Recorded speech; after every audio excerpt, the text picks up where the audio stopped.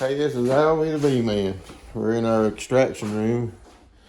We're doing some of our first extractions. We've put this new room together to do our extraction in. We'll flip this around here, you get a little visual. This is our licensed 30 frame decapping machine. It does really well. We got a drip tank here.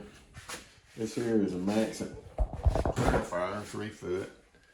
So we clarify we run our honeys through. And this here is a honey pump by Maxim.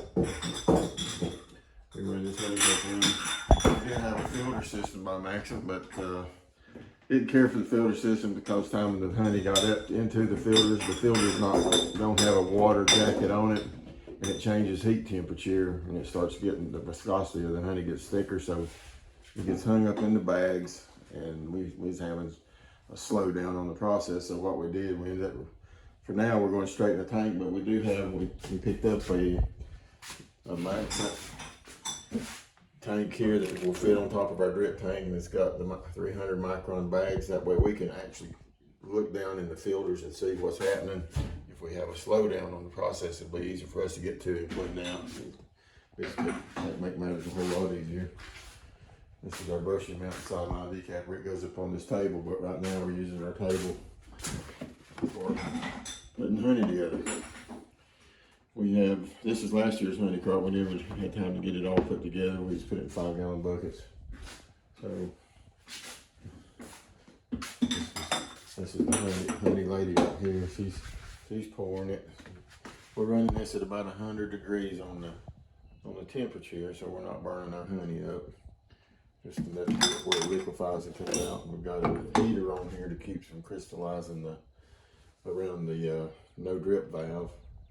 But it makes our job a lot simpler than trying to do this out of a 5-gallon bucket.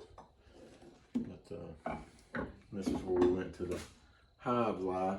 Me and my wife went down to Tennessee to see that. That was pretty cool. And this is stainless steel sink. This is where we keep some of our bottles. We got another area in another room that's for all of our bottles. This here's our little drying room. So when we do our honey this year, if we have some that don't meet the right percentages, try to get it down to at least 17 or better. Then we can stack it in here and shut this door here. We got a pocket door here, and that way we can get this honey down to the right percentage.